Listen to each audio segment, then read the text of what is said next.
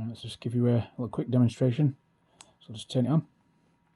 So the green light, when it's flashing, means it's calibrating. So you don't do anything there. When it's finished, it'll go solid and it'll say, "Hi, I'm BooBuddy."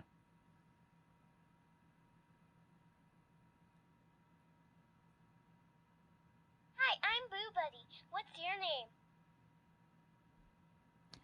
Yeah, so now it's detecting. So because I'm holding it, it's picking up a vibration change. So it's just said, "Oh, I'm ticklish." So that's letting you know that it's felt a vibration. Did you say something? Could you please say it again? So basically that's just detected my voice, which is sound.